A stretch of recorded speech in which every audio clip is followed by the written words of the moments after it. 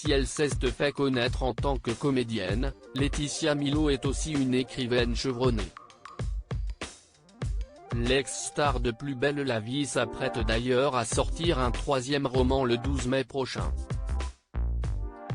Un thriller psychologique qui s'intitule Célia et qui raconte l'histoire d'une chanteuse trentenaire qui souhaite rejoindre le casting d'une grande comédie musicale.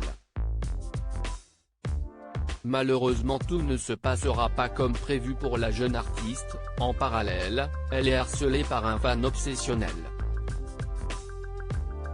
Dès lors, des accidents inexpliqués vont impacter la distribution. À partir de là, la vie de Célia va devenir un cauchemar.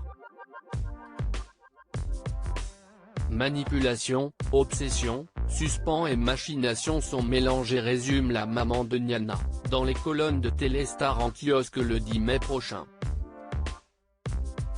Dans le livre, le personnage de Célia peut toutefois compter sur son professeur de chant pour l'épauler.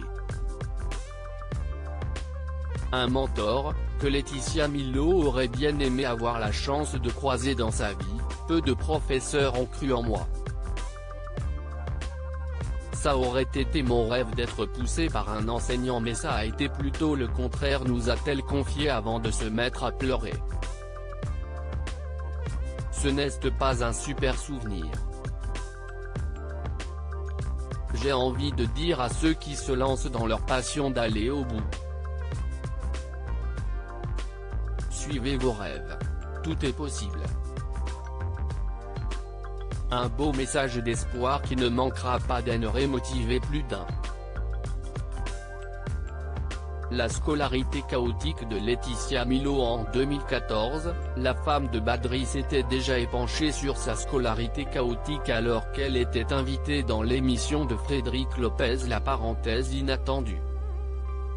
Elle avait raconté avoir été particulièrement malmenée par une enseignante en spell-CM1.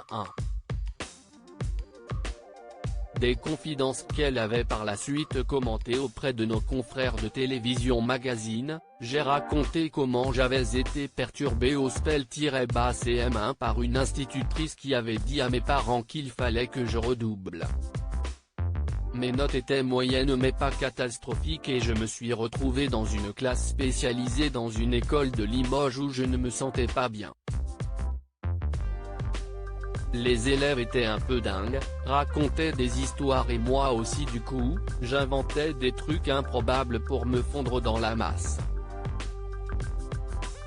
Bien des années plus tard, Laetitia Milo peut être fière du chemin parcouru. Interview à retrouver en intégralité dans votre magazine Téléstar en kiosque et en version numérique ce lundi 10 mai.